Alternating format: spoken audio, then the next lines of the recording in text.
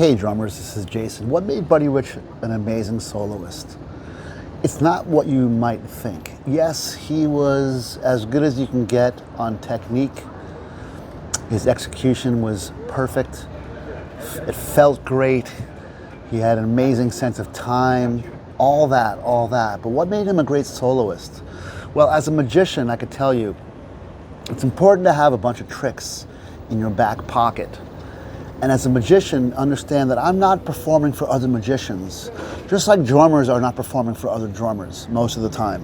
Most of the time we're performing for lay people, audience members who get off on different things.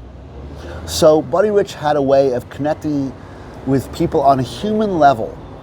He was one of the few drummers that can make his audience laugh when he just did a little stick clicking, remember that? He would make his audience laugh. How many drummers can make you laugh in their solo and as well blow you away? So Buddy Rich had an incredible balance of skill and showmanship, but it was the showmanship that really drove the solos home. So let's just review a couple of his tricks. One of his tricks was the slow down, speed up trick, right?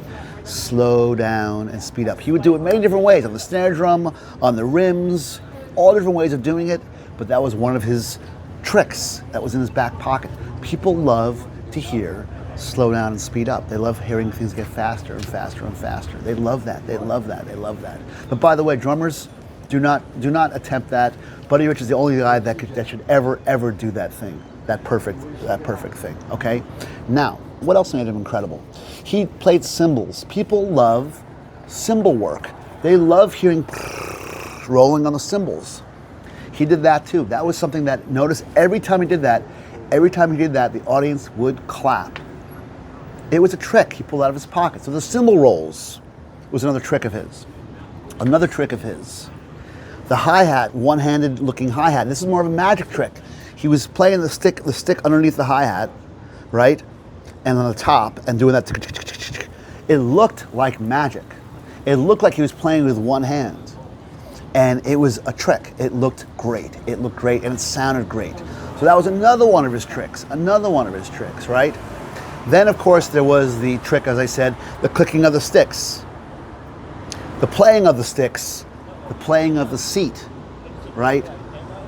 And then we have another thing about Buddy, his humor, his laughter, his smile, his little moments of being cute, cutesy, wootsy, bootsy, which is probably because he started playing at 2.5 years old.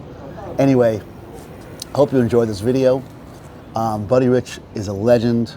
There's many things that made him great. His soloing is one of the few solos that I can actually listen to and enjoy. And every time, even though he uses those magical bits, those little pieces, it's different every time. And that's what made him so great. He didn't do the same solo. I love Neil Peart, but Neil Peart did the same solo every single time, right? Great stuff, but he wrote it and he played it. That's okay. That's okay. There was a couple of moments. Neil Peart's snare drum section was his little bit of a kind of a break where he kind of improvised on some rudiments.